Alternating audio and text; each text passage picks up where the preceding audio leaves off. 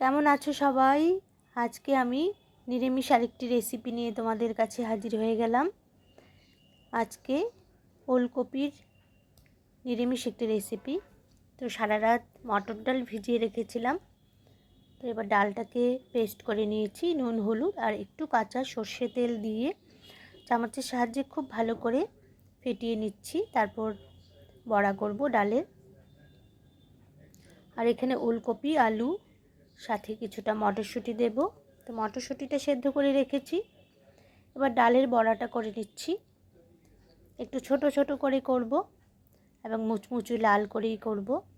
বেশ ভালো লাগে এই রেসিপিটা খেতে। তোমরা সবাই ওলকপি খাও নানানভাবে, তবে আমার এই রেসিপির মতো যদি না খেয়ে থাকো অবশ্যই বন্ধুরা তোমরা ট্রাই করতে পারো, খুব ভালো হয় খেতে। এবার ওলকপিটাকে একটু ভেজে নেব নুন হলুদ দিয়ে। ফুলকপির একটা গন্ধ আছে, তো সেজন্য একটু আগের থেকে ভেজে নিচ্ছি আলাদা করে। তো অনেকটাই ভাজা হয়ে গেছে, এখন নামিয়ে নিচ্ছি। এবার কড়াতে তেল দিয়ে দিলাম আর একটু। এবার আলুটাও আলাদা করে ভেজে নিচ্ছি। ভাজাভাজি করা হলো একটু স্বাদের জন্য, আর কিছু নয়। মশলার সাথেও ভাজা করা যায়, তবে একটু আলাদা করে ভাজলে টেস্টটা হয়তো আর একটু বাড়বে, সেজন্য। তো এবার নুন হলুদ দিয়ে আলুটাকেও ভেজে নিচ্ছি। তো আমার নতুন বন্ধুদের উদ্দেশ্যে বলছি, আমার চ্যানেলটাকে প্লিজ সাবস্ক্রাইব করে পাশে থেকো। আর তোমরা কেউ স্কিপ করে দেখো না বন্ধুরা, পুরোটা ভিডিও দেখবে। তো এবার কড়াতে তেল দিয়ে ফোড়নে দিয়ে দিলাম তেজপাতা আর দিয়ে দিলাম হাফ চামচ হিং। হিং দিলে একটা সুন্দর গন্ধ আসে আর খাবার হজমেও সাহায্য করে। দিয়ে দিলাম কালো জিরে ফোড়ন। এবার একটু ভাজা হয়ে গেছে মশলাটা, এখন বাটা মশলা দিয়ে দিচ্ছি। কাঁচা লঙ্কা বাটা দিচ্ছি পরিমাণ মতো, যে যতটুকু ঝাল খায়। তো নিরামিষ রান্নাতে খুব একটা বেশি ঝাল ভালো লাগে না। তো এবার একটু জল দিয়ে দিলাম, কড়াটা বেশ গরম হয়ে গেছে, তাই দিয়ে দেবো একটু 1 চামচ মতো জিরে গুঁড়ো। খুব ভালো করে মশলাটাকে কষিয়ে নিচ্ছি।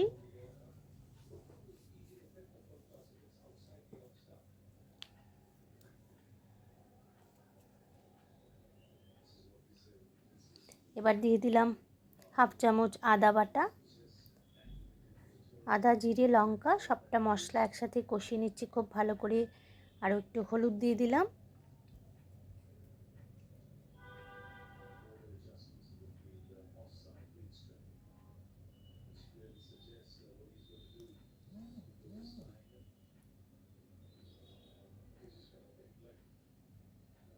তো অনেকটাই ভাজা হয়ে গেছে,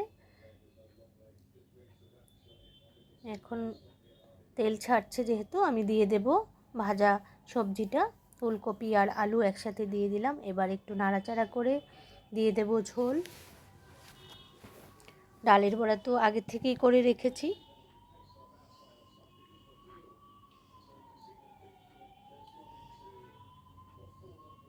মশলাটা মিশিয়ে নিলাম। এবার মটরশুঁটিগুলি দিয়ে দিলাম, মটরশুঁটি বা কড়াইশুঁটি যে যাই বলো।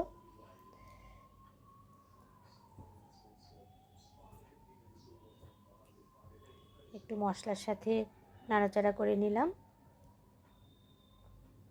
একটু নুন দিয়ে দিলাম, আরও একটু ভাজার সময় নুন দিয়েছিলাম, তাই পরিমাণ মতো নুন দিয়ে এবার ঝোল দিয়ে দিলাম। এবার সেদ্ধ করে নিলেই রেডি হয়ে যাবে ওলকপির ডালনা।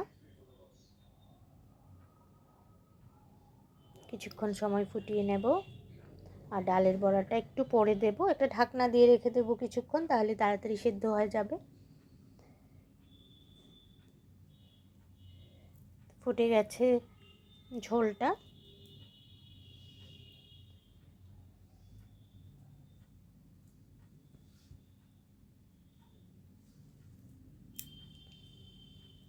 সেদ্ধ হয়েছে কিনা দেখে নিচ্ছি। তো হয়ে গেছে সেদ্ধ। আলু আমি সবসময় একটু ভাপিয়ে রেখে দিই। তো অনেকটাই হয়ে গেছে। এবার আমি ডালের বড়াটা দিয়ে দিচ্ছি।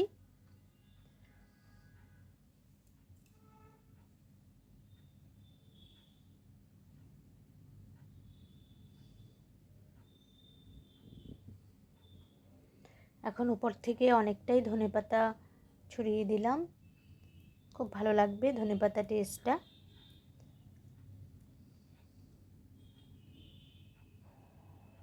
একটু ফুটলেই নামিয়ে নেব।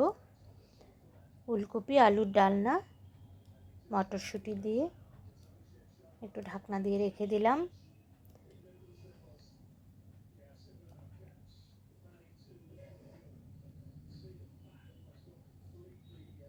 তো আমি আমার মতো করে তোমাদের সাথে শেয়ার করলাম। নিরামিষ দিনে খাওয়া যেতেই পারে এই রেসিপিটি।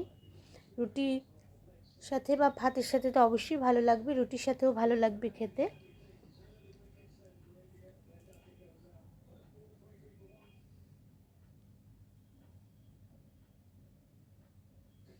একটু গরম মশলা দিয়ে দিলাম।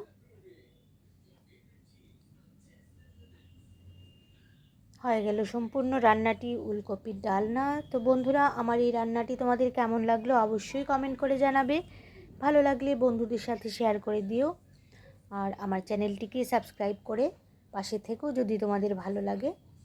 আর একটা লাইক করে কমেন্ট করবে, তোমাদের একটা লাইক আমাদেরকে অনেকটাই অনুপ্রাণিত করে নতুন ভিডিও বানানোর জন্য। তো খুব ভালো থেকো বন্ধুরা তোমরা, আর অবশ্যই এই রেসিপিটি ট্রাই করে দেখো যারা আমার মতো করে রান্না করোনি। দেখা হবে আগামী আরেকটি নতুন কোনো ভিডিওতে। খুব ভালো থেকো বন্ধুরা, সুস্থ থেকো, আনন্দে থেকো।